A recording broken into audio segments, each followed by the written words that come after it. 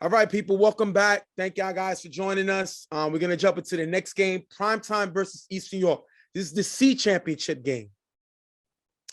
We're going to talk to a few of the players first. We're going to talk to Pret, defensive captain, and Tiki, the coach of Primetime. And we're going to talk to Fat Boy, I hate that name, of East New York, and we'll be right back. What's going on? Stephen J here with Pret, defensive captain of Primetime. You seem like y'all keep getting here. How difficult is it to be consistent to always get back to the chip game? It's very hard, but you got to stick to your game plan, stick to your consistency, what you know what to do, the formula, how to get here. So we've been very blessed, man. I might say that we've been around longer than most teams been, still successful doing our thing. You played Prime, a guy who you kind of have experience with. You won a championship with him in another division. But this season, he beat y'all 30-20 in a regular season. What do y'all got to do that y'all didn't do that game? You know what? First of all, we got to show up. Everybody got to show up. We was, winter, everybody don't show up at the same time. So now we here. We should hopefully be full strength, and we're going to show Prime what we got, man. How much confidence you have in the offense? Sometimes we know they get slow, they kind of struggle. What's your confidence in the offense coming into this game? I'm confident. We have a talk with our quarterback. We need a fast start. Stay on their necks, man. That's it. All day, all game. All right, we're going to take my man Pret straight to the point. We're going to see what happens in the game. Thanks. What's going on? Stephen J here with Tiki, coach of Primetime. Back in the championship, but you play a team East New York, of your former quarterback that you won a championship with in another division. What is your game plan defensively to stop them? You can say it now because they're not going to hear it till they see it on the show. Well, we've been talking all week. It's hard.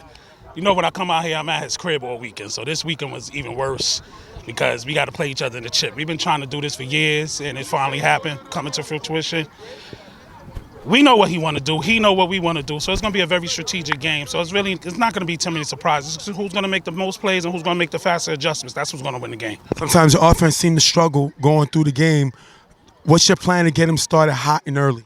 Oh, we got to come out aggressive off the jump right away. No slow starts. They know that. No slow starts. Let's put pressure on him. We can't really disguise too much against him because he's a vet.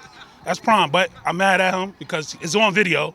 He said he was playing with us this year again, and he went against his word, so now he got to pay. So is it more personal now? It's always personal when we on the field in between the lines, but this is added incentive because he said he was playing, went back for whatever reasons, but he's back in the chip, so we can't complain. So is it more personal now? Yeah, it's more personal. And it's more personal for us in this division. 3 out of the last 4 championships we've been in. We haven't won one. We 0-2. This will be the 3rd one. I'm not trying to go 0-3. This is a revenge tour. We lost 3 games all season. We beat 2 of the teams already to get to this chip. That's the only other team we lost to this season. We got to beat them. 2 boxes checked off. This is the 3rd box today. All right. We're going to thank Tiki for being here. We're going to see what happens. See you on the site. All right. Stephen J here talking to one of the captains of Prime. Ready? Okay. Stephen J here talking to one of the captains of East New York, Fat Boy. I seen the struggle offensively. I believe you had the ball 3 times. You only scored once. Then you gave up a huge touchdown at the end of the quarter. What happened as far as your offensive game plan? Right now, it looks like it's going to be a defensive game. So right now, we tell them to take the shorts because the shorts is open. They're giving it to us. But it's on Prime to make that throw. If he's confident enough, it's there. Just like we move down the field with ease. The last drop, before we get up the big touchdown that you just referred to. But yeah, that's on Prime. We told him don't leave the cone. He knows not to leave the cone. Coming down the field, he left it twice already. They're going to be ready, and I'm glad you said that because I know Tiki's going to attack him because Prime likes to leave the corner. Would y'all be willing to take off the owner of the team off of the defense? We've been trying. He ain't going out without a fight right now. So, listen, if he put up the money, he want to play special teams, defense, offense, quarterback, running back, wide receiver, it's on him, man. Listen, I got faith in him. So, listen, if he want to take us to the promised land doing all those positions, that's on him. All right, we're going to thank Fat Boy for being. Score right now is 7-6. They're up 1. We'll see what happens in the second half. All right. All right. We want to thank those guys, as always, for the interviews. This is a funny game. And the reason I said this is funny is Prime won a championship with Primetime. And he left because he said he wasn't able to throw in the higher division. He had to stay, he couldn't throw in the lower division. He had to move up, and he had his own team in the C. So you can understand why Tiki kind of wants some payback. What are you expecting from this game? Listen, this primetime team. Give me, like I say, give me the tail of the tape. Listen, this primetime team have been in these championships more so than any other team in the BQFL. Right. You know, like one thing that Tiki loves to say, and he mentioned he mentions it in his interviews all the time. They have made it to more chips than guys ever even. They've made it to more chips than guys ever lost. You know, so this is a championship that they, in my opinion, they must win. You know, they've always split championships where they'll lose 2 or they'll lose 1 and win 1 or whatever. They're in 2 championships. They're in this one here. They want to win, and they should win every championship that they play. Because you can't say that you're a championship caliber team and you pick which one you lose and you win 1 or no. They have to be dominant in this game. They have to show that they are the team in BQFL that others have to look at when they look at a championship team. So they have a lot to prove, in my opinion. Some may not say that, some may not agree, but I believe with the team that they have, they should be winning this game. It's important for them to win this game. Mr. has to be one that doesn't make mistakes and cause this team the game. And I believe that that's the key to them winning this game. Mr. has to play consistent. Mr. has to find his checkdowns. Mr. cannot force plays downfield. So if they're able to at least keep him getting the checkdowns and keep him from making mistakes, I believe that they have a good shot to win this game, especially with a lot of the defensive talent that this team has. They have an opportunity to win this championship here. And with East New York, I think it all comes down to Prime. Love him or hate him, you're going to watch him. This guy is entertainment. Now, sometimes his rants gets a little played out. Sometimes his complaints get a little annoying. But one thing he could do is, if we had stands, he can fill them. You want to watch this guy because one thing he's going to do is he's going to celebrate. He's going to enjoy the moment. And he got a lot of weapons on his field, led by Nas. I think Nas is another guy who's very underrated. And this team has enough firepower to keep up with Primetime. That's why it's great that these both teams meeting in the championship. So we're going to have to see what happens. Prime playing against his former team to show them what he got. We're going to jump right into the game with East New York getting the ball first. They're going to go 4-9 at the 40. Third down, after getting to the 10-yard line, Prime throws a Nas in the front of the end zone, almost picked off by Lee. 4th and goal, Prime throws it to Nas in the back of the end zone, off target, incomplete. Primetime stops Prime from getting to the promised land. This is a good step for this primetime defense. As you see, I mentioned about primetime defensive talent, and one of the guys that's there that was almost able to pick up the ball and leak, that would have been a huge play going to the opposite side. So Prime better make sure he doesn't make too many mistakes, because these guys are looking to pick it off and take it back the other way. But here they're able to stop Prime here in this team with the turnover there. Second down, Mr. throws a Lonnie in the gap, that's going to be dropped. Third down, Mr. throws a Benny in the gap, that's going to be dropped. Primetime have to punt. I don't know if it's Lonnie, Benny, because their names are similar, but I understand Lonnie dropping the pass because he drops some passes sometimes. But that's Benny, cool. It seems like every time the tape is rolling and Benny knows it's rolling, he makes a mistake. He tried to run before he catches the ball. You know why? He was thinking what he was going to do in the end zone. That is a huge drop, and he causes this team. They're going to have to punt. Benny got to get his head, as you know what, or as you know what's going to happen. They end up punting the ball, giving it back to East New York. After a few short passes for the first down, Prime on fire rush is sacked by Shrag. Second down, Prime scrambles again on fire rush, sacked by Shrag again. The question was, did Shrag miss the sack the second time? First of all, before you comment on that, that is genius for Tiki to put it and stop Prime rushing attack. Prime loves to run. Prime runs first, throws second. Well, when you take away his moneymaker, which is his legs, by putting Shrag a known given in BQFL, then that's going to be neutralize this running game. Now, I know we're going to ask if he got sacked the second time. But I think because he was able to catch him the first time, 9 out of 10 is going to get benefit of the doubt for this. What do you think of the play, though? And listen, on this one, I believe that, you look at it, everybody saw it on the field. I think that he just missed the man. Obviously, sometimes you're going to get one of those where the whistle's blown too early. Yeah. The ref may get a little overzealous with this play here, but this was a confusing play right here. Prime looks like he's trying to run, but he's confused on what he's able to do, and because of that, you give the giver opportunity to make it to take a shot, and that's why he got that play. So regardless of what happened here, did he miss the tag or whatnot, the fact that Sprag is making Prime hesitate is what caused that play to happen, and that's all that matters. The fact that Prime has to make all of these second double moves, these double quick cuts and all of that shows that Sprag is right there, able to keep him honest in the pocket, and that's why he was able to get that sack. That's why he's able to prevent that run there. Mister gets the ball back. Second down, he's going to throw to Meek in the middle. Off target, almost picked off by Nas. Primetime struggles to move the ball, and they're going to have to punt. The only one in this part that can guard Meek one-on-one on East New York's team is Nas. It's the only one that can guard him one-on-one. And he shows it right here. He can guard it. And Mister got lucky because it should have been picked. Do not, when they're against each other, treat Nas like Dion. Because he can stay with Meek. And he's able to make a play, and they're going to have to punt. Their second punt of the day. Go ahead. And like this is a huge play, and like you said, it's a no-brainer that you put Nas on Meek. Meek is their best receiver. Meek is their receiver with the best length in terms of arm, wingspan, all of that. So the only person you can logically put on him is Nas, and Nas is able to almost make a big play there. That has to happen all the time, because if not, Mister will be able to get Meek the ball.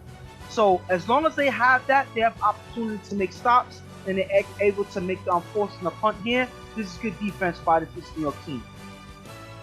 Prime going to get the ball now. He's going to throw to Matty. Hopefully I'm saying it right. In the gap, who runs for a decent gain.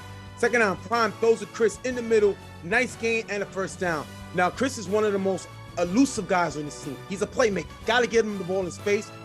He got weapons on this side. Got to get these guys the ball. Great play there. Then Prime throws to Pop open on the sideline, getting him to the 1 yard line. If you look here, Benny's guarding Enrique and never sees Pop on the sideline. Listen, I know in the Bronx, Manhattan, we talk about Wes. Well, Pop is the BQFL version of Wes. Not on the same level. Not going to disrespect Wes's game. But the fact that Pop can still play with guys more than half his age is amazing, because I'm not going out there and catching nothing, let alone a pass. I don't even want to catch a cold out.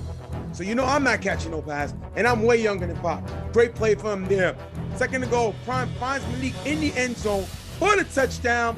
Enrique gets the extra point, 7-0. And like Pops says, if it isn't the father, it's the son. The father gets him to the 1 yard line, and the son puts him in the end zone. That is a good 1-2 punch. 7-0, East New York. But my thing is this. Obviously this was him getting open, him and Malik getting the touchdown. But if you look at this, Pop had the opportunity right when he caught the ball to reach it to the end zone. He was on the 1 yard line. He could have took it all to himself, but he doesn't. He leaves his son to get the play and finish the drive. Listen, Pops loves to talk about, father and son. Every time it happens, he lets you know about it. But at the end of the day, there's a play where if I'm Pops, be selfish. You should get that touchdown.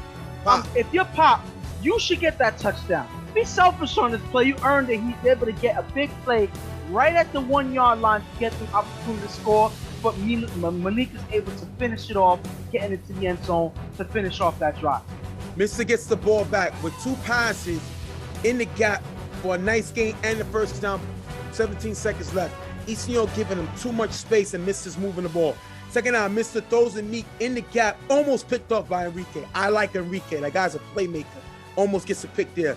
You already know what I say. When you don't catch an interception, what happens? Let's see.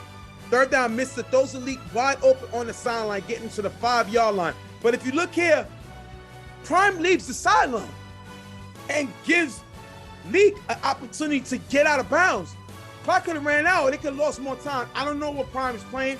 I think at times Prime could be a terrible defender not because it's athletic ability, because it's mental ability at times. No. And he's gonna let him get out. Last play of the half, Mr. with blocking from Pratt finds Meek in the front of the end zone. If you look here, the defense is playing man on goal line and leaves the sideline. Meek is wide open. They're going to intercept. Chris is going to intercept the extra point, taking us into the half, 7-6. Tell me about the play for the touchdown. I mean, it's obvious. We've been saying it how many times. You do not leave the sideline, the goal line. You do not play man on the goal line. You have to zone it out on there and stay in position so that each player has an opportunity to, block a certain area and make it hard for the quarterback to get through, to make a throw through. So because they're running around chasing people, all it takes is for the offensive guy, the receiver, to make one quick move, and you're going to get open for a play. And that's exactly what happened. You saw Prime leave the sideline. Leak was able to get that big play and get out of bounds. They don't stop that play. They stop that play. More than likely, they stop this drive. They stop this touchdown. But because they're not playing in position, they're moving all over the place, and the offense is able to make just enough space to get into the end zone for the half. That's bad defense there. That is just something that you cannot afford to do in a moment like this where you want to go into the half, preventing them from scoring, but they give them to them anyway, keep the opposing team in the game. And that's something that East New York doesn't need to do right here. And if I'm Primetime, listen, at the end of the day, Tiki knows Prime better than Prime knows himself. He knows he's going to shut down his running game, force Prime to make mistakes throwing the football, which we've seen Prime do. Now, you cannot let Prime get into a rhythm. So if I'm Prime Time, I'm not going to allow him to get into the rhythm.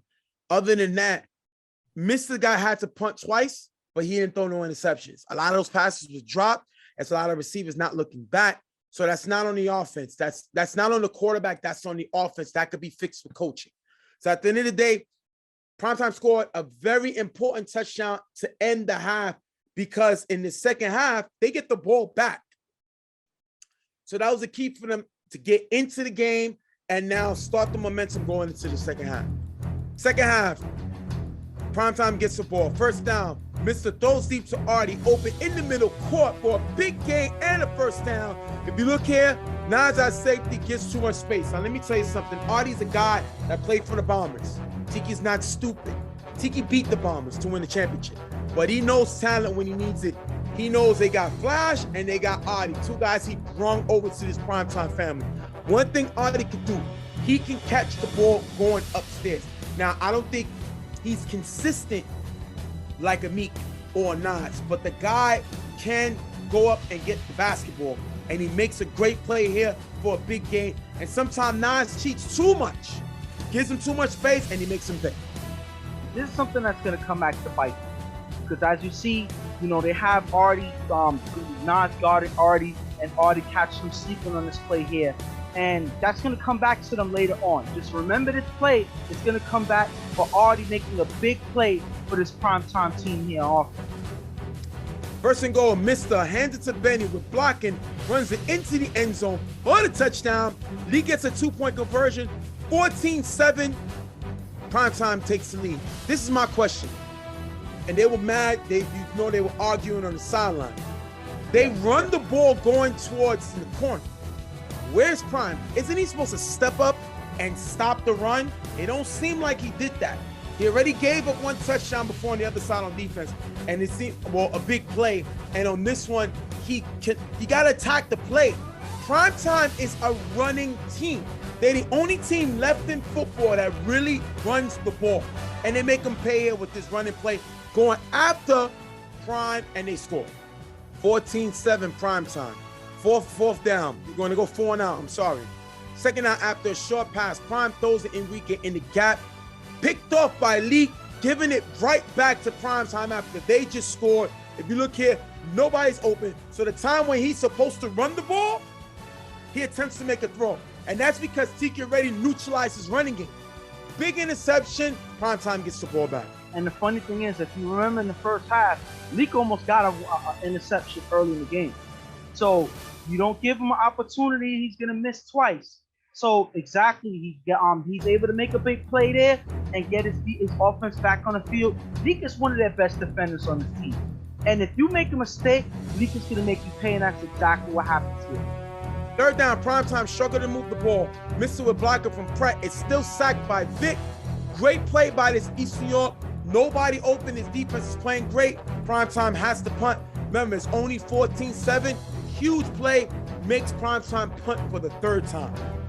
East New York gets the ball back. First down, Prime on Fiverr scrambles by Enrique and is sacked by Flash. Sack again. Oh, this is another sack. Prime is sacked for the third time. Enrique is there to help him block, and Prime does what Prime do, what he wants to do on his own. Flash with the big sack. Third down at the 48-yard line. Prime throws deep to Nas in the middle. Nas falls as he gets tangled with Meek, incomplete. No flag. They wanted a flag. It's incidental contact. Nothing. We're going to keep going. Fourth down, Prime throws Enrique in the gap for a nice game and the first down. If you look here, the defense thought Prime would run, and he catches him with the throw. Enrique has to be involved in his passing attack. He is another weapon on this offense, and Prime catches Tiki and his defense thinking that he was going to run and makes the throw. Then Prime throws deep to Malik, one-on-one with Pratt, incomplete. If you look here, East New York is looking for a pass interference. So Pratt, what you think of the play? And right here, I think that this is another play where they just collide. It's hard for me to see exactly how it happened because, as the play is going down the field, some players that got in the way of my shot on the field. But it looked like this was another incidental play where they made contact when they both go after the ball. And unfortunately for them, they don't get the flag there. It looks like it's out of play anyway. So this was just a play that they just missed here, a missed opportunity at best. Second down, Prime throws a Nas on the sideline high and drop. Fourth down, Prime with blocker from Malik. Throws it up, picked off by Benny, giving the ball back to Primetime. Prime's second interception of the day.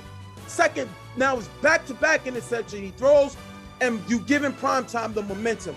Now, sometimes you throw it up, sometimes you do whatever. I'm not giving the team momentum. They're a momentum team, and he throws the ball, and they pick it off. Benny makes a great play. The camera's rolling, and he makes a play. So, yes, this was not really an effort play right there because it was a toss-up play. But you giving Benny an interception. You just gave Leak an interception. So this is not looking good for Prime right now. They got the first down on a nice play. But because Prime is not able to run, he hasn't been able to all game. Now he's forced to make certain passes that this defense is prepared for, and they're able to make a stop with this interception here. And Prime has to change up the formula for this offense. If not, they're going to keep struggling, and time is actually not on their side right now. Mr. struggles to move the ball, and they will have to punt. They could have killed the clock, but they're going to end up punting the ball, giving it right back to East New York. Remember, the score is 14-7. So now they punt it back. Second down at the 49-yard line. Prime throws deep to Cord in the gap, who has a step on Chris. Cord runs into the end zone for a touchdown. Prime finds Enrique for the two-point conversion. 15-14. East New York takes lead. Prime celebrate. Prime celebrate.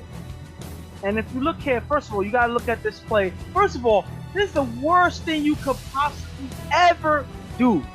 Get Prime into the game where he's able to celebrate. Now he's talking smack. Now he's right back into the game, being Prime being Prime, and you gave him his confidence back on this play here.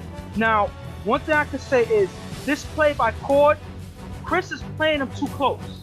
If you look, he's playing him right off the line, and Cord is able to beat him right off the line, giving Prime a good shot downfield to make that big play there.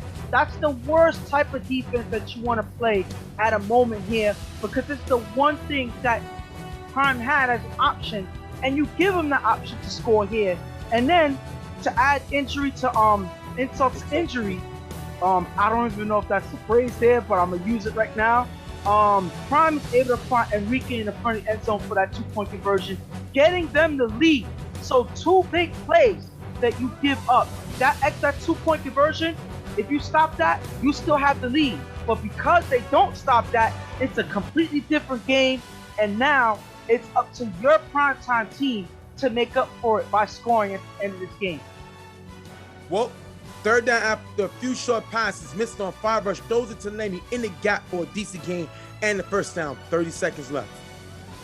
With 20 seconds left on 5 rush, Mr. runs and Primetime uses their last timeout.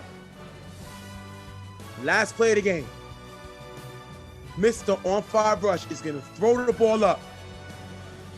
Meek is going to jump over 3 defenders and catches it in the end zone for the touchdown, giving them the win 20-15 in walk-off fashion. Walk-off fashion. Wow. Wow. What can you say at that moment? Wow. I was speechless on the field. I'll say it for you. Hold on. Hold on. Before I finish my statement, give me another wow. Wow.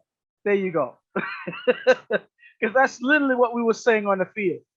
Now, my question, because I'm going to get right into it. You know, there was interviews on the field. Before we get into the interviews, I got to say this. Where was Nas on that play? It says it on the paper.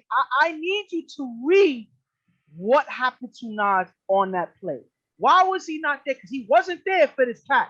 He wasn't there to go up with Meek. Can you tell me, where was Nas? Nas left to guard Artie. To guard who? Artie. Wait, to guard who? Say it again. Artie. Listen, I'm not taking nothing away from Artie at all. He's an up-and-coming player, very talented, can jump out the gym. But you're comparing him to Meek?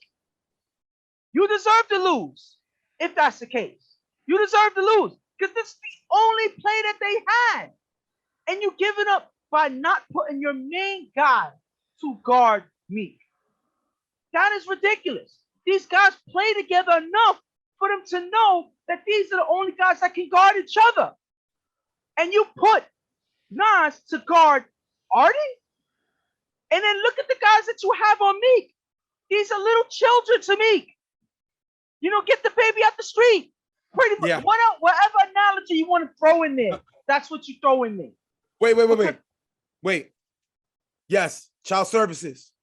Yeah. No. Meek played on Sunday. No. It's not cool what he did to them kids. I apologize. Please don't take them off the field. They didn't know better. We're going to do better to take care of them. Meek, child services. They coming to get your kids. Go ahead. Listen, pretty much that's exactly what happened. And now, before we go to the interview, I want to hear what you said real quick. I'm going to tell you what I got, because you didn't hear this part. Yeah. And you know, once you leave something on social media, you give a chance to the media to get it. Yeah. And you could put it on the screen and please block it out. You know, you had video drop making it seem like one of the Fishers was cheating. Let me tell you something. We don't believe. I'm not even going to give that any legs to walk. You know how when a fan run on the field, they don't show it? I'm not even going to talk about that because it's blasphemy. Some refs are better than other refs. Some refs need to get better, but I don't know a ref that goes out there to cheat, because it will deliberately stop you from getting money in general from doing your job. But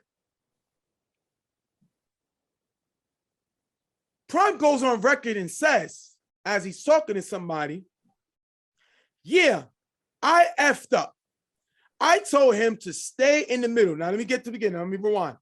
They said you told Nas not to guard Meek. Yeah, I effed up. I told him to stay in the middle. And when the ball is in the air, basically go to it. I effed up. This is why it's killing me now. To run to it Here's why it's killing me now.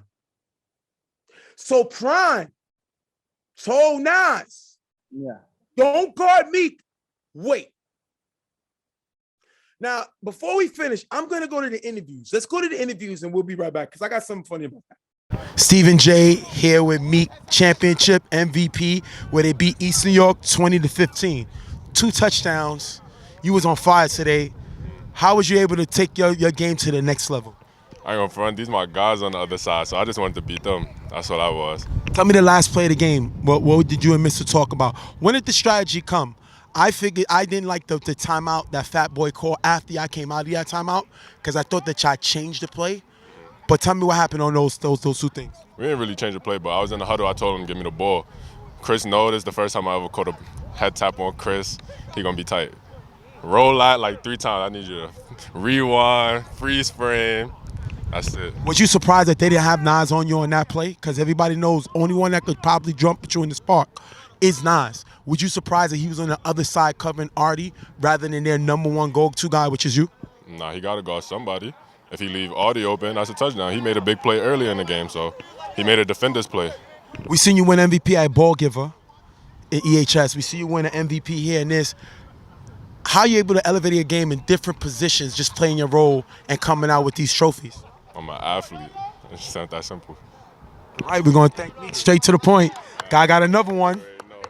Putting the league on notice. Going to see you on the site. All right. Stephen J here with Prime, starting quarterback at East New York, where they lost the game to Primetime 20-15. You seem to kind of struggle, not only on the offensive side, on the defensive sides of the ball. Do you think you should have at some time pulled yourself out of the game, especially on the defensive side? Yeah, I should have pulled myself out for the team, but the warrior I stood out there, fought it out, and I was close. We was close as a defensive unit, and they got the job done.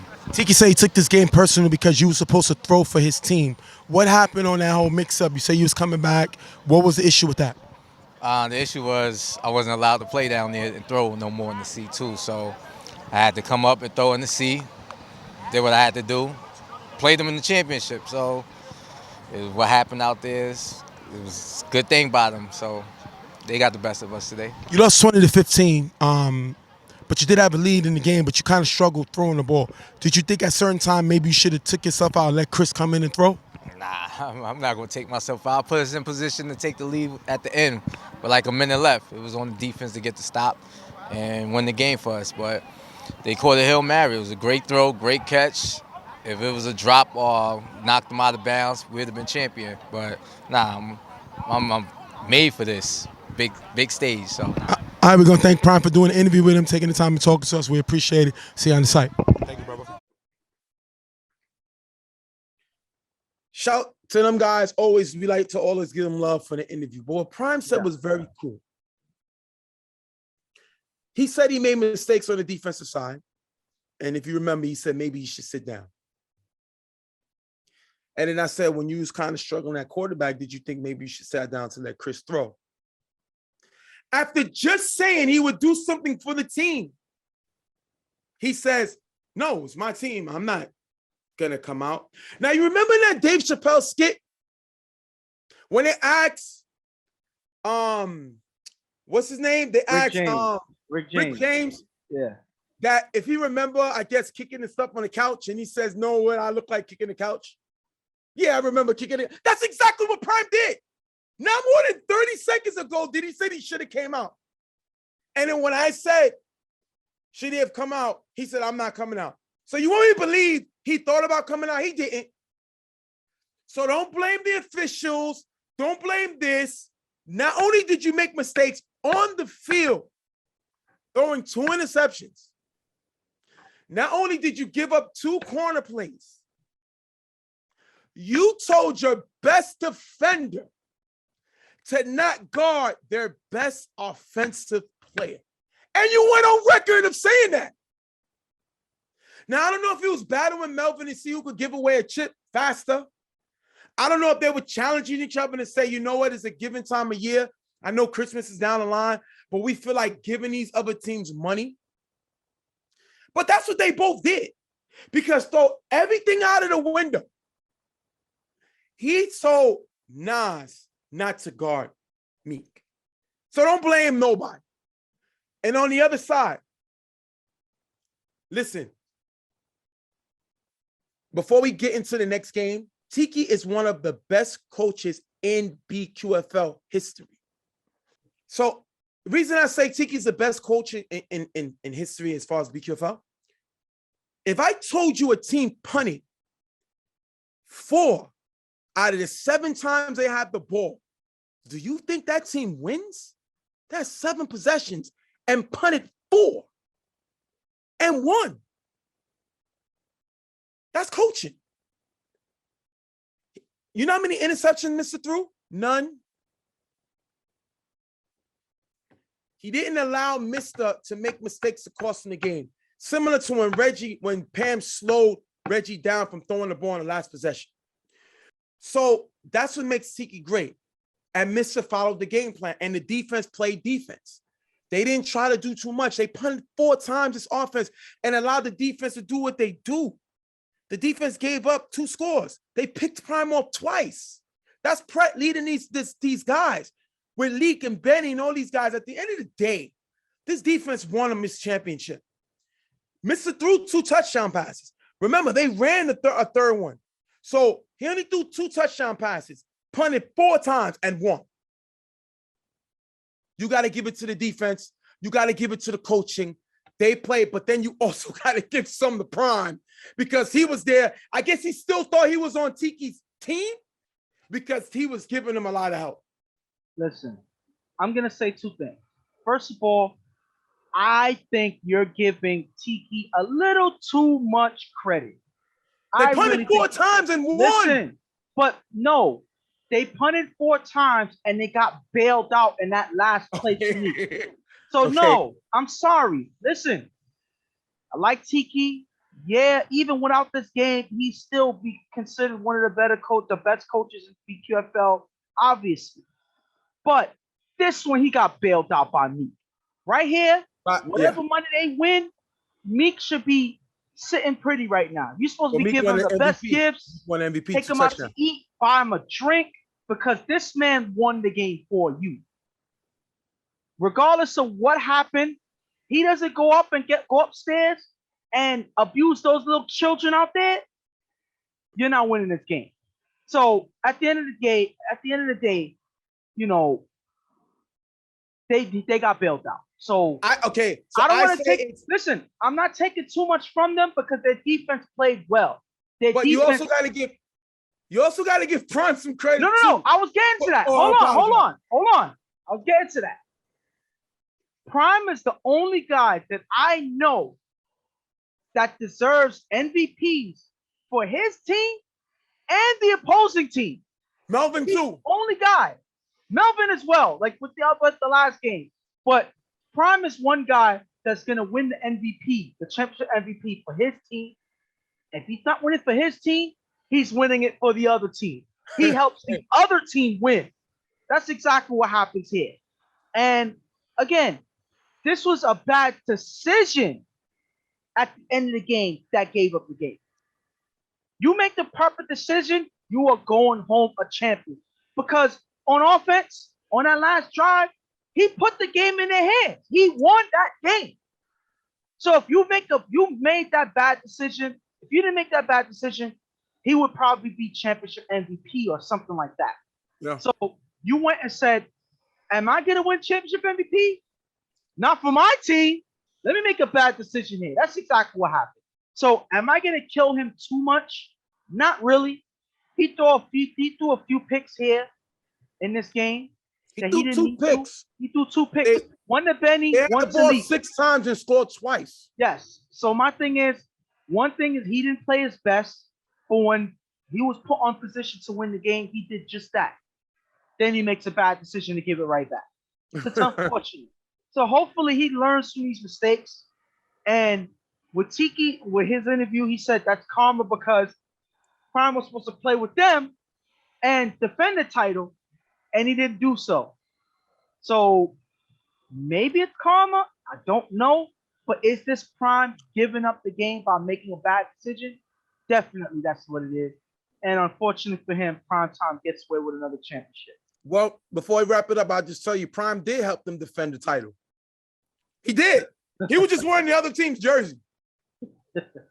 But he helped Primetime win another championship. Listen, that will almost make it sound like the game was fixed and he was the one fixing the game. You know, he's the one questioning refs, whatever. But it looks like he's the one fixing the game for the other team by making bad decisions. Now, again, we pretty much said whatever else to be said. Unfortunately, you know, his team comes up short. You know, good season for them, but they came up short in the end to Primetime. And one last thing, the sad part about it is nobody's going to remember that they scored the touchdown and went for two. He took a shot, got a touchdown, went for two for the lead and got it. Nobody's going to remember that. All they're going to remember is Meek, Knives guarding Artie, Meek abusing children, and the phone call I got for child services that looking for Meek. So you better stay off of the field, social media, because child services is looking for this man. Yeah. We're going to wrap this show up with Primetime coming away with the championship 20-15 over East New York. We'll be right back. You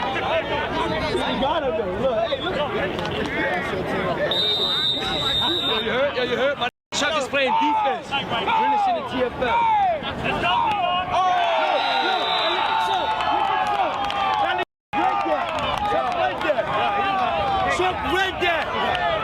All right, people, welcome back.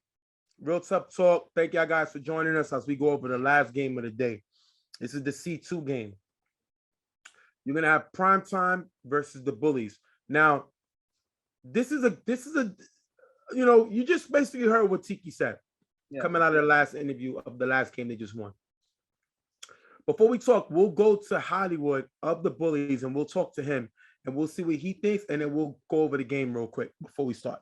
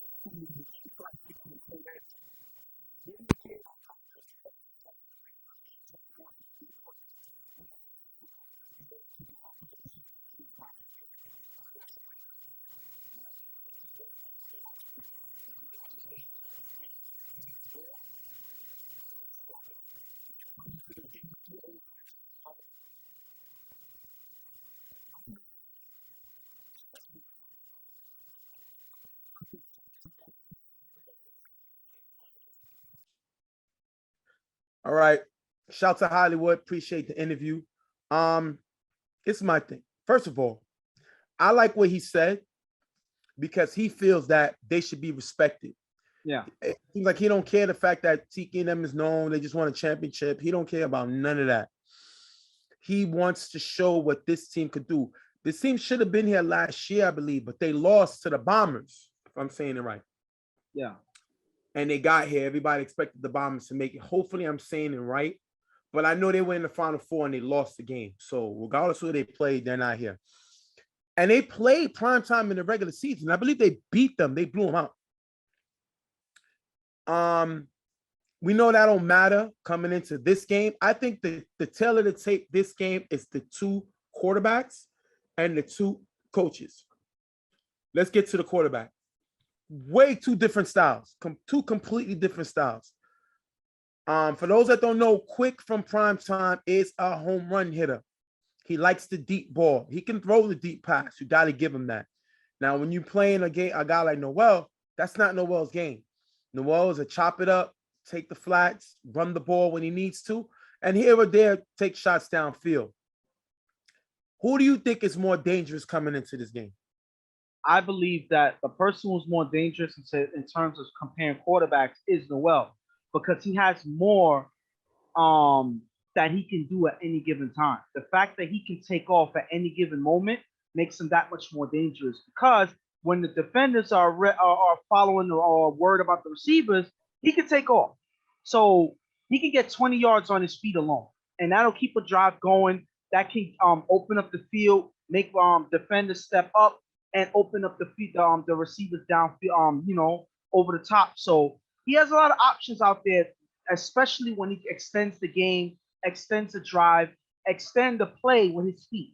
So I believe that he has more versatile style than Quick, even though Quick has an arm that he can, take shots downfield. I believe that if he has to extend the play, Quick is not as savvy as Noel in extending the play, and that's why Noel has the edge. And I've seen Quick and Pret get into problems when Pret blocks for him. It's like Pret doesn't know where he's going to be at times, and it causes Quick to get sacked a few times I've seen. Mm-hmm. But the main thing I want to talk about before we start is the coaching staff. I don't think this Primetime team is as talented as the Bullies team. Remember, this is not the same Primetime team that just won a championship. They don't have Meek, they don't have Benny, they don't have Leak. A lot of their main playmakers are not on this team, and they don't have Artie. So a lot of weapons they do not have on this team. So now we get to see how Quick really coaches with a lack of the same firepower. On the other side, you got Pierre, you got Hollywood, just to name a few guys, and you got Breezy, who I think is the best player on this field between both teams. So that's going to be kind of interesting to see where we get. Hassan also is a guy that, he's helped coach Blackout, but, Isaiah is the main coach of that team when he was coaching at that time when Blackout was going on a run. So Hassan, we haven't really got to see what Hassan can do. Now we get to see when Hassan is at the full helm as running a team. He got them to this championship. Let's see if he can get them over the hump. We're going to jump right into the game. Primetime gets the ball. They're going to miss the throw off, and it's going to go as a touchback. So Quick is going to start at the 10-yard line. He's going to throw the wand for a few yards, but Primetime is flagged for blocking downfield, 5-yard penalty. Third down while struggling to move the ball, Quick throws deep to Moss on the sideline, picked off by Matty. Great play by the Bullies to get the ball back.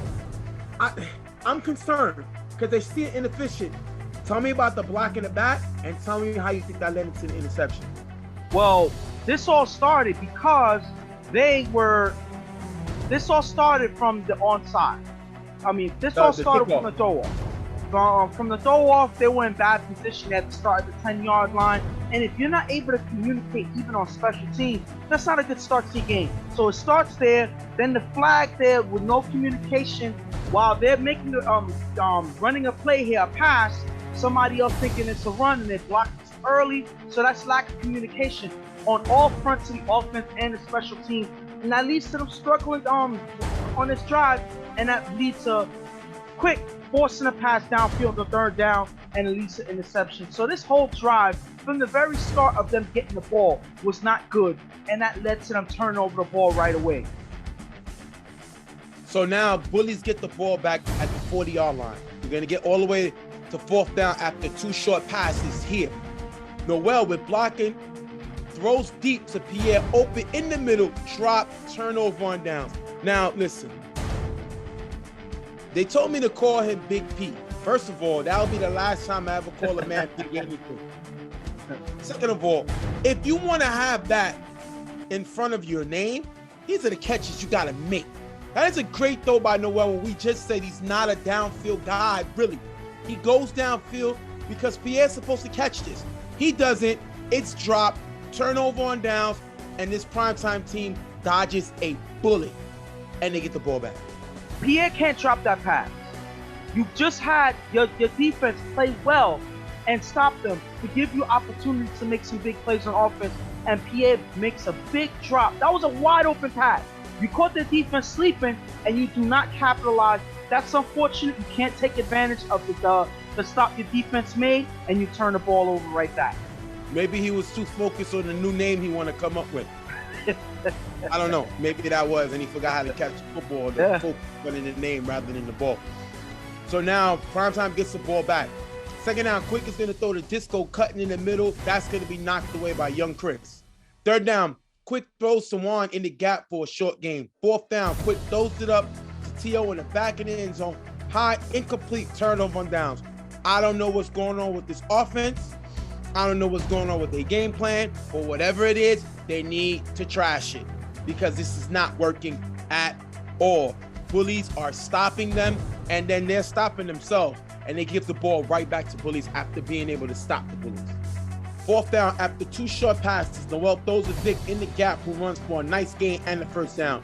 If you look here, Vic delayed with the route, and he was left wide open. That's a great route. That's a great delayed route to get himself open there. Noel then with 2 short passes getting to the 10-yard line. Third down, Noel finds Breezy open in the back of the end zone for the touchdown. If you look here, Breezy cuts in the front of Moss, who never calls him out in the back of the end zone, and he's able to score. Kayvon gets the extra point, 7-0, Bullies able to strike. And if you look at this play closely, you see Breezy cutting right in front of Moss. Now, as he cuts in front of Moss, if you look who he goes behind Baca. Now, Baca is not in the back of the end zone. He's guarding the front. He does not see Breezy in the back. But if you communicate with him and tell him to back up, he's going to be able to make a play. But by the time they say anything, it is too late, and Breezy's wide open for the score. Moss has to communicate with Baca a little bit better than that, and they don't, and it's too late. And Bullies are in for the first score of the game. You got to know what Breezy's at. The guy's too talented for you to lose him on the field. He makes him pay here. Quick gets the ball back. On first down, he's going to throw the Lonnie in the middle, almost picked off by Breezy.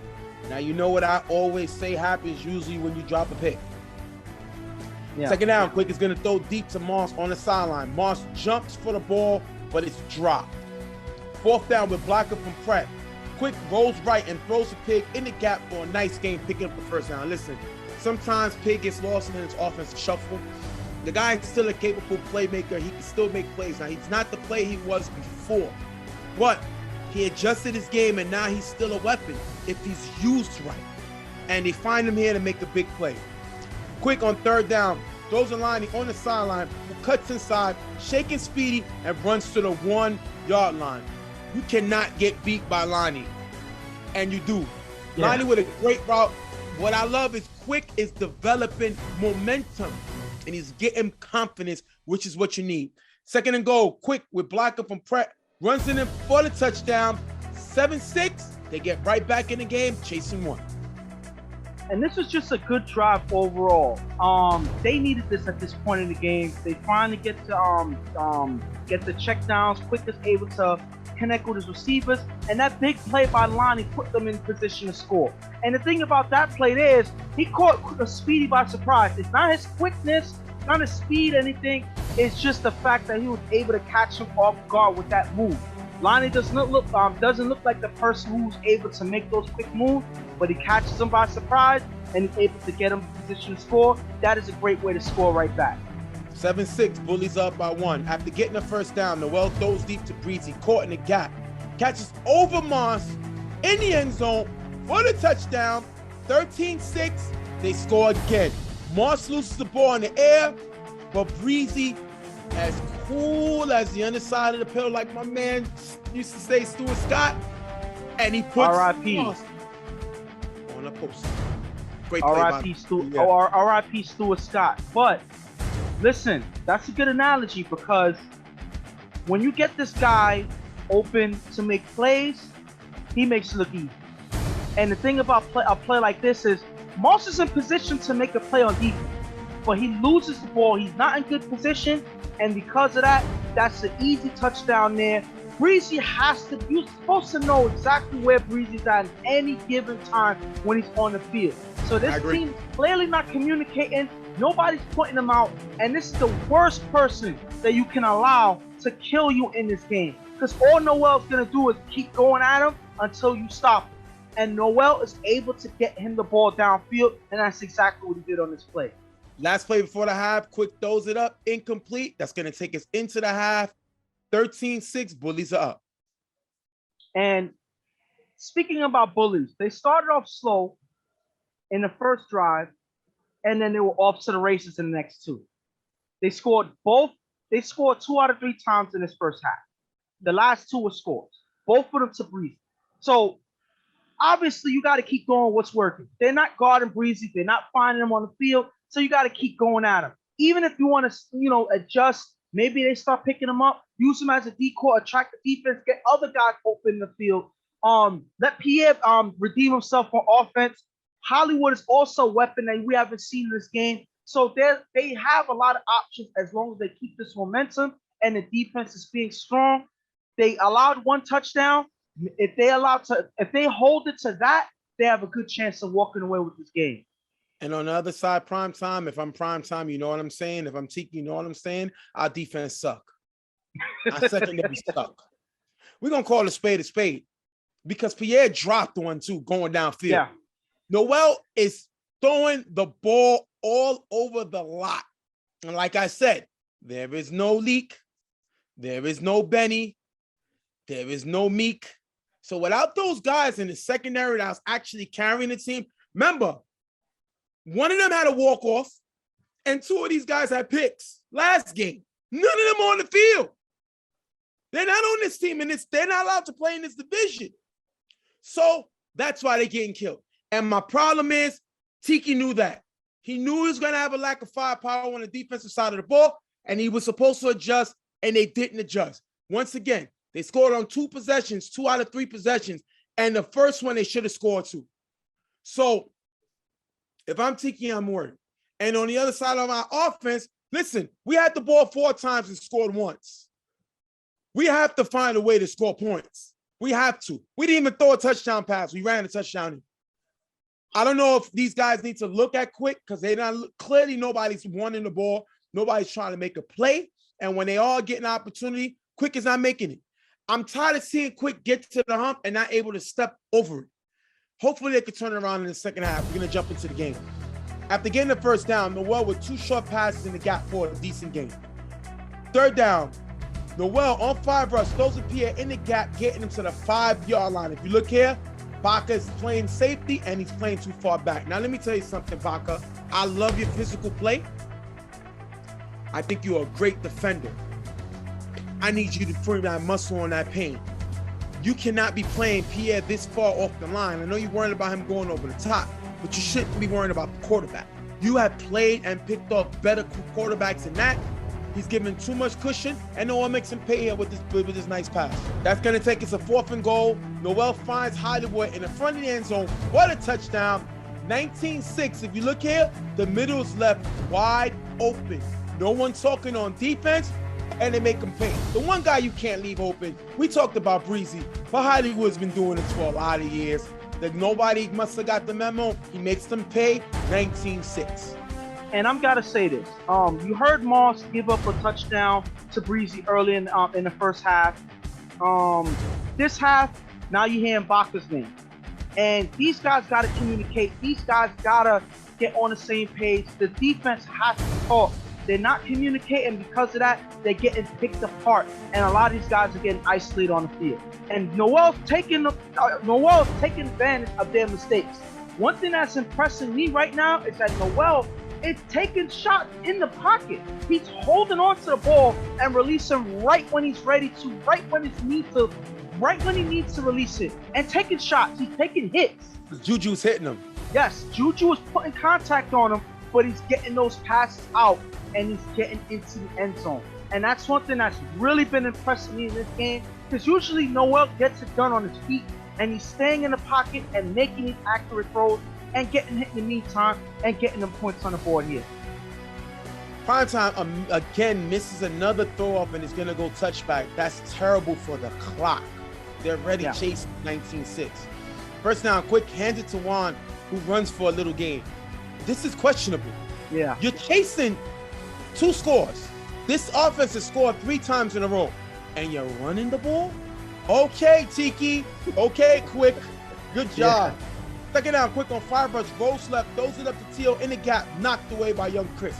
This guy is all over the field making plays. Another one here. Third down, quick throws to Frenchie, cutting in the gap for a nice gain. Fourth down at the 40-yard line, quick on fire rush, throws to Frenchie, who has a step on Speedy in the gap. Nice catch for a big gain and the first down. This is the quick that I need. A guy capable of making throws. Frenchie's looking at him, and he makes a throw here. Big play, good play by Quick. Second down, Quick throws to Juju, cutting in the back of the end zone, caught, but it's called out of bounds. What do you think of the play? Now this one was a big play. This was a touchdown pass. But unfortunately, I'm looking at it, and a player gets right into the shot. I believe that's Hollywood as he was rushing in, gets right in the same angle as the shot right here. So I only could see 1 foot of Juju come down. I can't see if the other foot came down to see if he was in the end zone or if he stepped out or whatever. But the ref is looking right there. You look where the ref is, he has the best angle, and he's looking right at the play, and he says that he steps out. So I have not enough evidence to say that he missed the call or what the call was missed or he was in the end zone. Unfortunately for Primetime, they don't get in the end zone on that play there. Quick then on third down with blocker from Prep, throws a Juan on the sideline, getting him to the 10-yard line.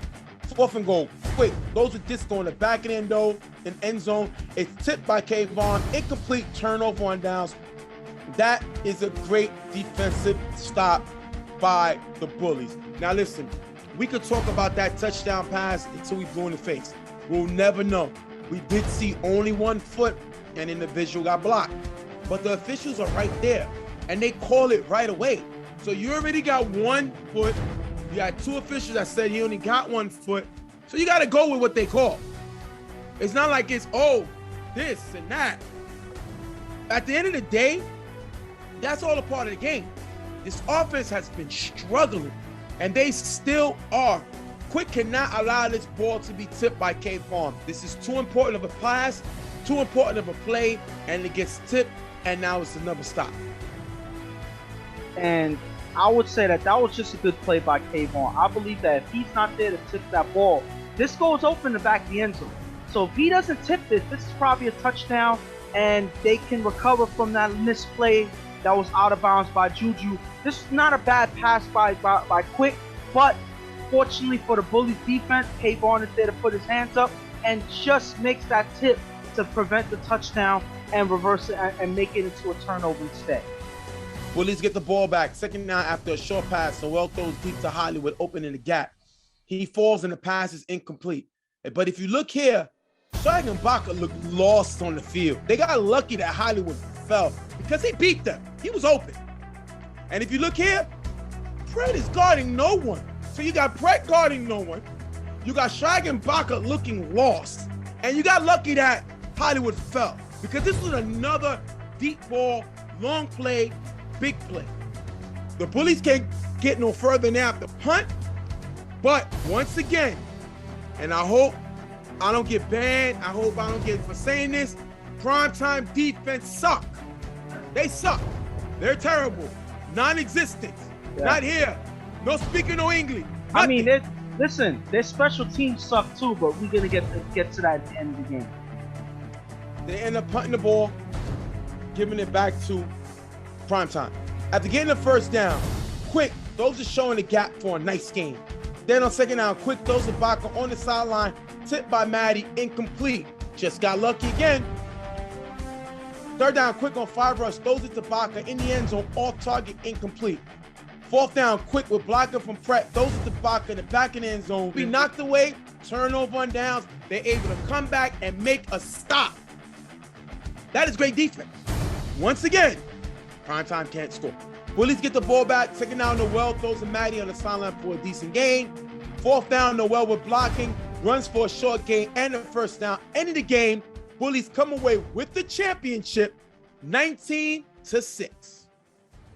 And I just have to say, Primetime looked terrible right out of the gate. Their defense looked terrible. Even their special teams looked terrible. And again, the offense struggled in this game, but a lot of times I can't necessarily blame the offense. they have to start at the 10-yard line more times than not. So that's already asking a lot for the offense to make up the ground that they lost in this game. So yes, the offense struggled, but that's because special teams did not put them in good positions in this game. So that has to be looked at. And who's one of the two main people messing up on special teams? Moss and Vaca. And then if you look on defense, who are two of the guys that's getting beat on the field and missing plays on defense? Moss and Vaca. Is it all them? No. But you're hearing their name a lot in this game.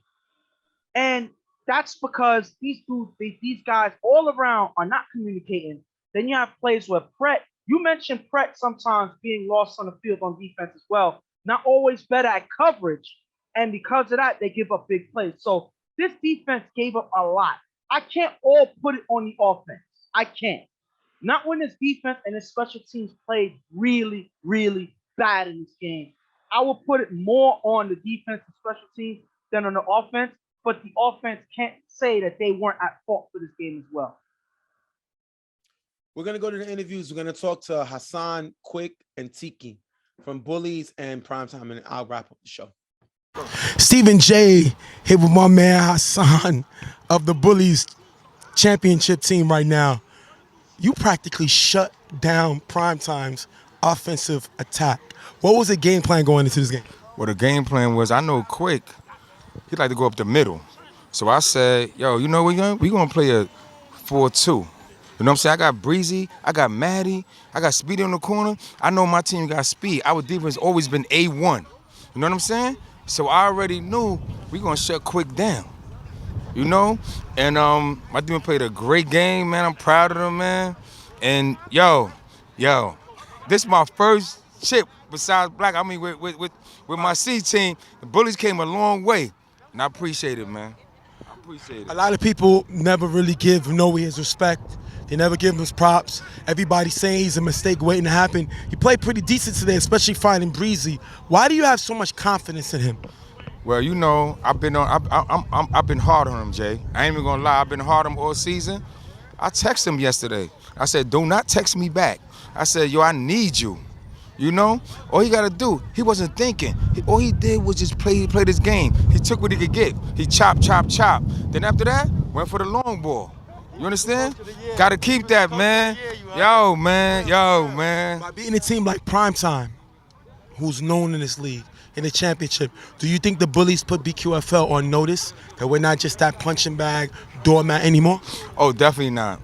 You know, in Primetime, they got many chips. You know what I mean? Great team. You know, great coach, Tiki. You know what I mean? All I'm saying is, today, got out coach. I'm a vet. I've been there, you know what I'm saying? And I want y'all to know, we coming back. Bullies on this mat. The Bullies on this mat. You know what I'm saying? They was a Wildcats before. They was losing. I took that team, you know, and I believe in them. I believe in them, Jay. Right. We coming back. I love that. You got out coach. I can't wait to play with that when we get on the show. We're going to thank Hassan, brought a team that was known for easy wins to the championship and won it. Shout out to Hassan, the Bullies. We're going to see them next season because they're coming back to defend. And one more thing. Shout out to my son Breezy, MVP. Word. I texted him early last night. Go home. My man had a great game. MVP. Shout out to Breezy, man. We're going to see you on the site.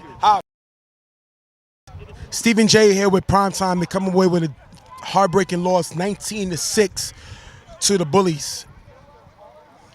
Quick, you didn't seem to have it today. You was able to score running the ball. It just seemed, well, tell me of defense. What happened today? 6 points. We just didn't play well. All sides of the ball, especially. No, I'm not going to single nobody out. We just, all sides of the ball.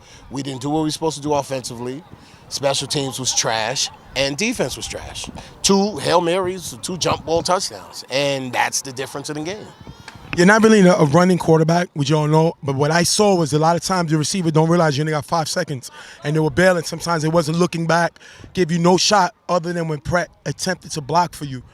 Would you put this a little on your receivers to take the responsibility a little off of you? No. I mean, at the end of the day, I still got to do what I got to do in order to win a game. And if it didn't work, I'll hold that. You know, do I think We could have did better, of course, but that's across the board. You know, like I told you, it's not just about me. It's not just about what Tiki calls. It's not just about what Pret does or the offense or whatever. It's everybody. This is the one sport where everybody counts. So it happens. Tiki, it seems like this division, your offense struggled in the last game that you won. You're right, this one, you lost this game, but they seemed like the offense was making the same mistakes both games, but you didn't have the supporting cast in this division to get away with it in the diverse division. Is that a coaching error? I don't believe it's a coaching error. You can't coach, but so much. I can put people in the right places, but if they don't perform, they just don't perform. Today we just had mental lapses from top to bottom. The special teams hurt us. Whatever was going on back there hurt us. And our last 2-3 seasons, special teams been an issue for us. So we have to correct that, and that's on me. We have to correct that special team. Before it was onside, today it was just returning the ball. We was putting our offense in bad positions to start the game. Is Quick is starting quarterback next season? I know you're going to say yeah, but the question is, do you think he's your starting quarterback coming to next season, or are you going to try something different? As I speak to you right now, this is the only birdie you're going to get. He is the starting quarterback unless we discuss something and something else matriculates. I can keep it real with you. If Prime comes back. If it ain't Prime, it's nobody. So if you have a better choice, then Quick could be your starter. If it's not Prime, it's Quick. End the discussion. That's it. But as I speak to you today, it's Quick. But if we go back to what we had last season, that's it. But right now, it's Quick. He didn't play bad today. We just, as a team, we didn't win. We just didn't win. We didn't execute. Okay. We're going to thank these guys for being here with us. Tough loss. They did win a championship in the other division, but they lost this one. But 1-1 is not bad. You want to say something? Jay, like I said before, and I know you're probably tired to hear this, we lose more chips than people even got chips. The last 5 seasons, we've been in 4 out of the 5 chips. We being more chips than teams lose chips. So you got to take them. I want to go 2-0. We can't go 2-0. We keep going 1-1. But we there. It is what it is. Still a lot of patches on our jackets, though. It is what it is. So Touche. I'm just saying. We're going to thank these guys for being with us. Tough break, but like they say, Primetime always finds a way to get back to the championship. So you said that. Sorry. Don't cut this either. 5 seed, 2 divisions. Making it too long because I know you're going to edit. Don't cut this. I want, and this is from top to bottom, I want any team in this league to take away 8 players off their team and make it back to the chip. I'll leave it at that. We lost 8 players from defending our chip, and we back in the chip. Let's see what happens next season. All right, we're going to thank them for being with us. We're going to see what happens next season. We're going to see you guys in the site.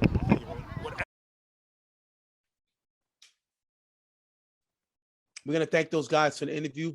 Yeah. Thanks for the time. I'm going to talk about Hassan first, and I'll wrap it up with Primetime. Yeah. This team played lights out. Yeah. They came looking to win a football game. Them 3 scores in a row on 3 possessions is what put this game away. Mind you, they punted because Hollywood fell on a deep pass. Yeah. And they got stopped because Pierre dropped, which potentially could have been a touchdown pass, but they probably would have scored on that drive too. So Primetime didn't really stop this offense. I've never seen Noel look so locked in, like he was out there trying to prove a point. Yeah, he impressed. And that's the Noel you need to be throwing. That's a guy who can win games. And they did that. And that Bullies defense, listen, when you can they stopped them 4 times, 5 combined because they threw an interception in the beginning, but they made 5 stops combined, 3 stops in a row. You got to give it up. This is a great defense. They played great, and they showed that win that they beat Primetime in the regular season, it didn't matter because Primetime in this division is not on their level. Yeah. So Hassan with a great job pulling the troops together.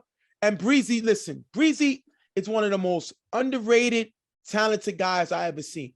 The problem with Breezy is he doesn't play with an engine. Yeah. Sometimes he disappears in games. But when this guy is motivated to play, he could be one of the best players in BQFL history. But he has to play motivated.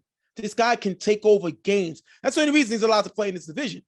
Yeah. Because he disappears a lot of times. You can't say he's a great top player when he disappears in multiple games, and that's if he's not showing up to games. Yeah. So he showed what he could do when he's motivated.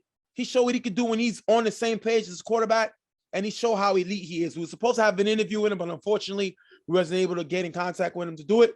But I'm giving this guy his due because he showed that his talent. Yeah.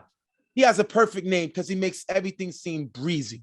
Yeah, you say one of your favorite phrases is that some of these guys fall out of bed with talent. Like Right. That's one of the things you like to say. And he's one of those guys I would say that you would describe. But, ultimately he showed his talent in this game. He showed his dominance in this game, and that's why he was MVP. Now on this side, first of all, let me comment on Tiki's thing. What did he say? He's lost. Basically, he was saying he's lost more chips than guys have went to. Yeah. I don't care how many proms you went to if you ain't dance. That don't matter to me. Won't you ask the Buffalo Bills how they feel about that? Tiki is the best, one of, if not the best coach in BQFL history. Did you hear how I said that? He's not the best coaches of all time. He's one of the best coaches, if not the best coach in BQFL history.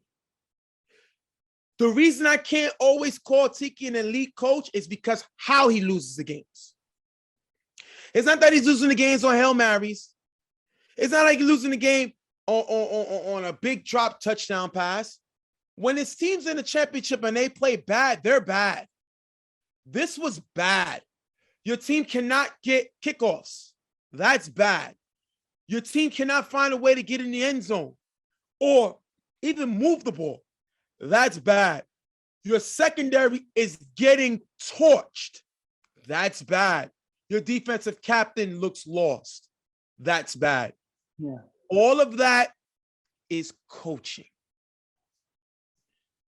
And he gets too comfortable with BQFL. Now, I'm not saying you leave BQFL. Can't.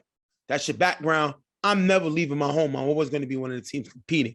As you can see, like with Underrated, anytime City Island comes, they're there because that's their home. They're always going to play in City Island. Swiss made that clear. But you got to travel. You got to play in other leagues. Yeah. Because you can't put them on the same level as Jingo of the Browns. You can't put them on the same level as Pam's of Carver. You can't put them on the same level as his former coach, Tone, with Super Friends. Why? Yeah. Tone won City Island. Tone won EHS. Tone won UFL. Tone won BQFL. He's traveled and won. Now, I know we give Tiki's flowers because he won EHS last season with Dog Pound. That's a good blip on the radar, but you can't lose games like this. Yeah. This is an attack on your resume. This looks bad. And by you saying that, at least I get, that's like, listen, I'll take the consolation prize. I'll take the pat on the back. Nobody gives a damn about that. It all comes down to if you won. And then if it's not how you won, it's how you lost. Listen. The Bullies and Hassan put him over his knee and spanked him. Why? They were so pumped about the championship they won last game. All that energy went, and your coach is supposed to have you focused for the next game.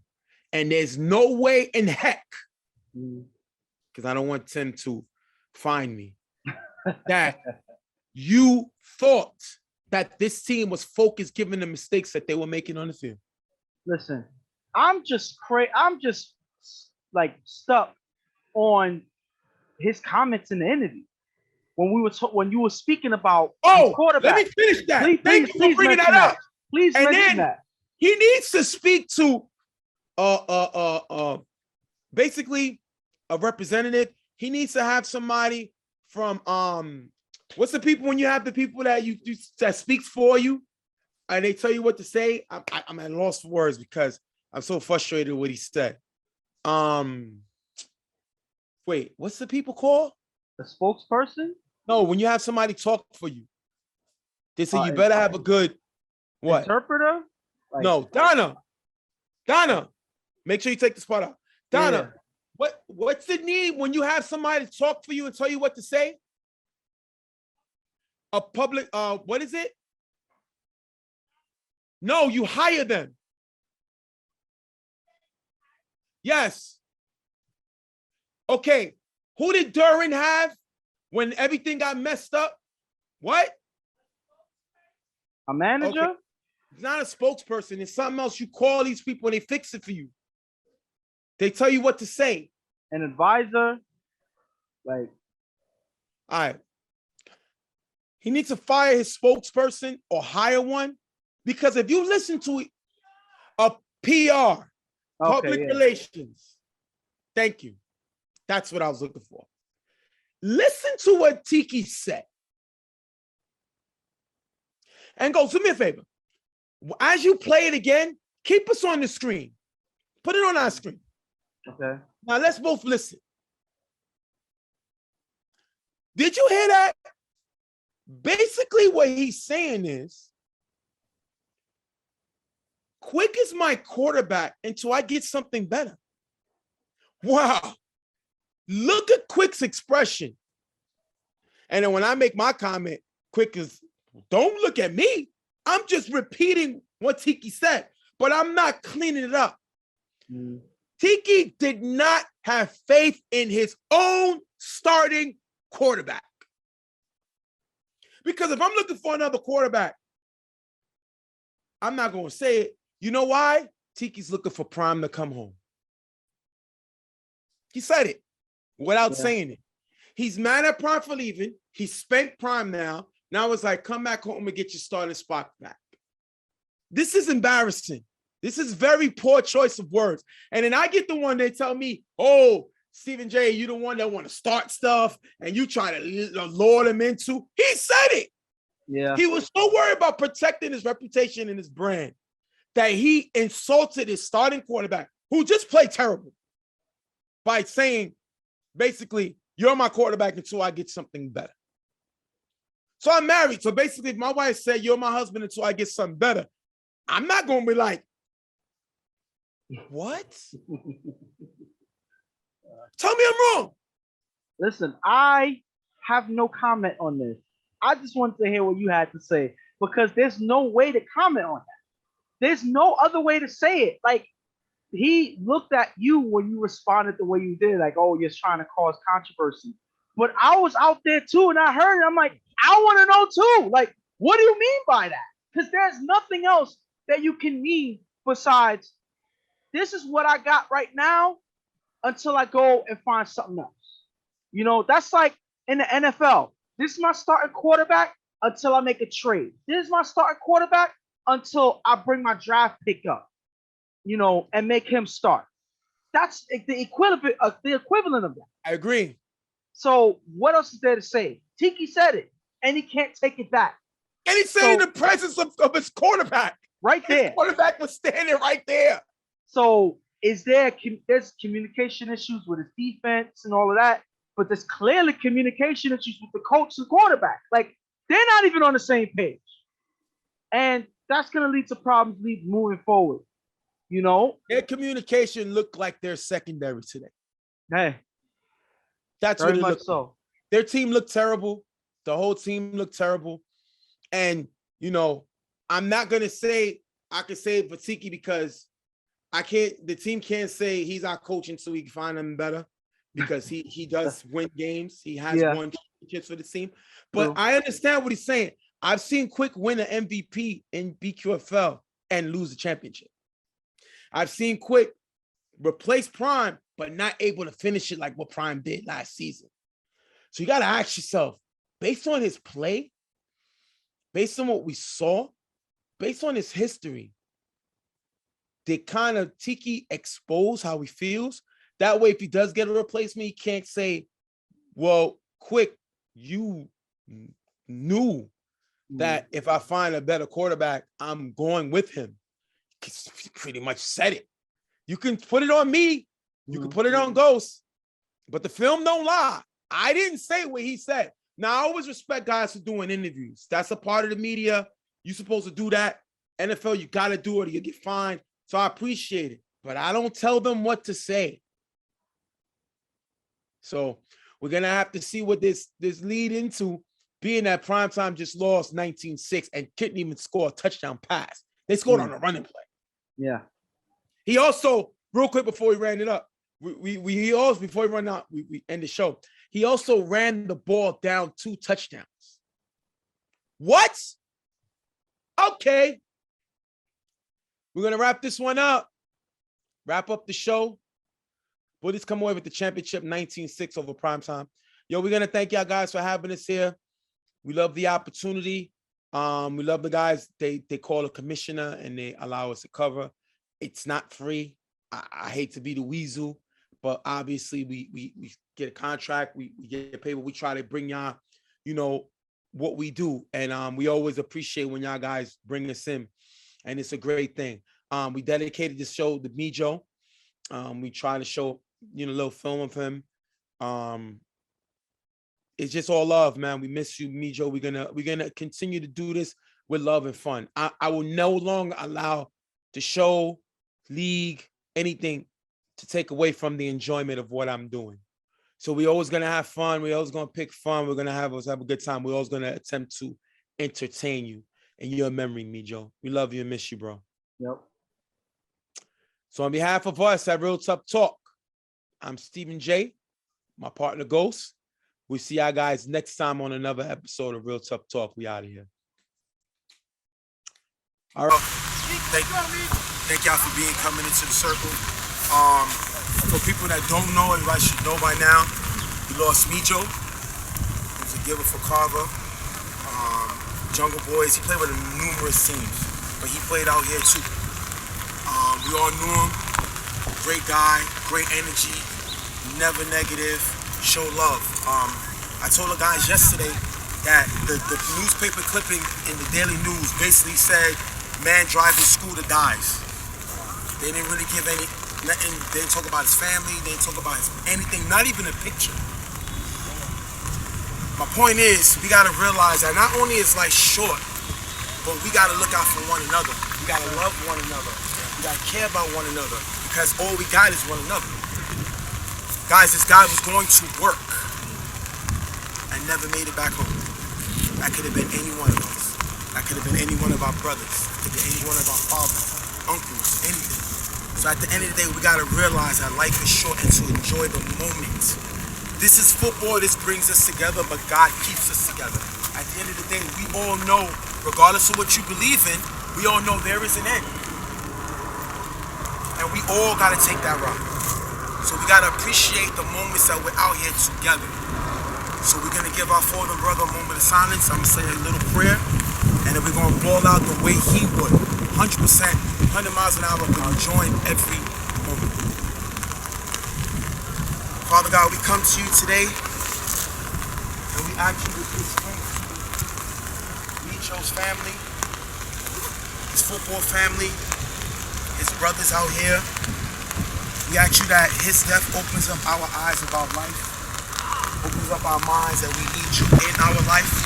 We need you to push us, we need you to guide us, and we need you to give us the strength to move in this cool world.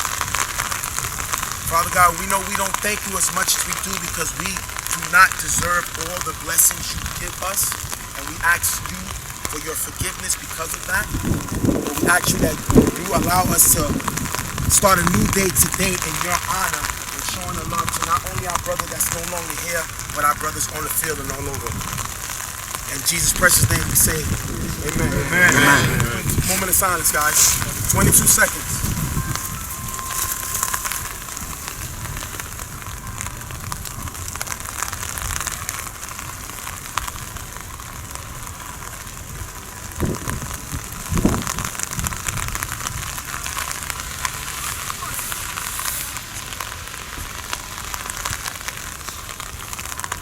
Thank you, fellas. Oh, me doing 3 guys.